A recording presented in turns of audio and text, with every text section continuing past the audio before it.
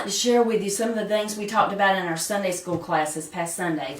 At the beginning, I asked the class, what are some of your weaknesses? By the way, what are some of your weaknesses? Can you think of one right off the bat?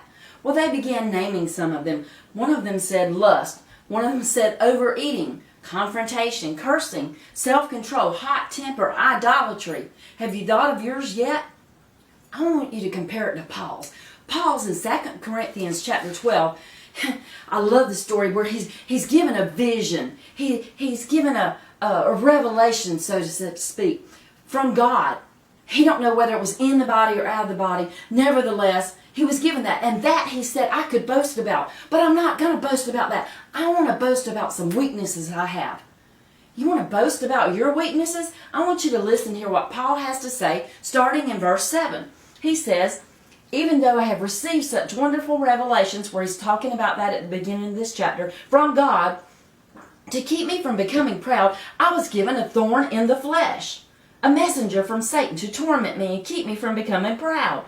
3 different times I begged the Lord, take it away. And each time he said, my grace is sufficient for you. My power is made perfect in your weaknesses. So now I'm glad to boast about my weaknesses so that the power of Christ can work through me. That's why I take pleasure in my weaknesses and when I have insults, hardships, persecutions, and troubles, that I may suffer for Christ. For when I am weak, then I am strong. Did you hear the type of weaknesses Paul here has? They don't sound anything like our weaknesses. But I wonder, when we do have, every once in a while, some of his weaknesses, how do we handle it? When we're insulted, how do we handle it? Where is your God now? You call yourself a Christian? What do we say? What do we think? How do we react to those insults? Hardships, circumstances forced upon us beyond our control, things we can't help, an unwanted divorce, being wrongly accused or betrayed. Here Paul went through a lot of hardships. How do we handle our hardships? Persecution. I don't even want to go there because I don't think we can comprehend the persecution that he suffered from. Calamities, the loss of a job, the death of a loved one, cancer, any of those horrible things, they're not good, and it is a calamity. And you know, the Lord, he sympathizes with us. But Paul here is saying, that's my weakness. Those are his weaknesses. And I wonder, you know, how do we compare our weaknesses to him? Paul's not talking about bad choices he made here. He's not talking about lust, overeating, cursing, self-control. He's not talking about any of that. No, Paul's talking about things that are hard. And the way he reacted to things like that is nothing compared to how we react. But his weaknesses here, his experiences and situations, circumstances and wounds, things that you can't remove. He couldn't remove any of these things. He still kept going through them though. And where did they come from? Where did these things come from? Well, in verses 1 through 4, Paul describes what amazing revelations he's had. And he goes on, and he talks about paradise, things that could not even be told of. He didn't even have words to express. But in verse 7, it says in the New Living Translation, to keep me from becoming proud. And in the King James Version, it says exalted, to keep me from becoming exalted. And in the New Living Translation, to keep me from becoming conceited. I was given a thorn in the flesh to harass me. Now we know that this thorn in the flesh, it could have been a physical problem or it could have been an enemy. And that's beside the point. I'm not going there. But we know it says in verse 8, 3 times he said to remove it. God, would you remove it? Have you ever prayed and said, God, would you please remove this from me? And he didn't remove it.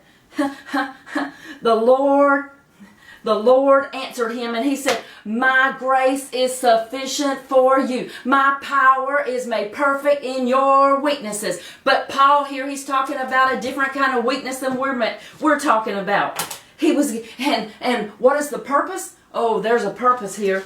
See, Satan was coming against Paul. But the other thing we have to remember is God was in control. God was in control of all of this stuff. God had a purpose. It was to benefit us. It was to humble Paul.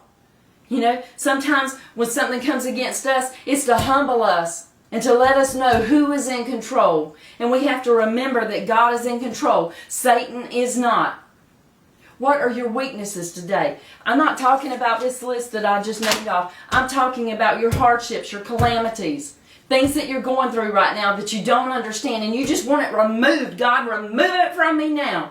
But he says, my grace is sufficient for you. Are you allowing his grace today to be sufficient for you? Or are you pulling out that credit card? Are you trying to fix the problem? Are you trying to call? Are you trying to work that thing out? Are you losing sleep? Are you laying there thinking about it? I'm saying give it to God. His grace is sufficient for you. Amen? It was just awesome how the pastor, Tyler, when he came in for Brother Zach Sunday, and he began naming some of the things that we had named in our Sunday school class and talked about weaknesses, and you know, when that happens, that's the power of God trying to speak to his people. I love it when Pastor Zach comes in right after we've had our class and he begins talking about that very thing that we were talking about. Him and I haven't talked about what our lesson was going to be about, what he was going to preach about, but that's when we know that it's God. And his grace, I promise you, his grace is sufficient for you. Amen? Have a good day. Yes!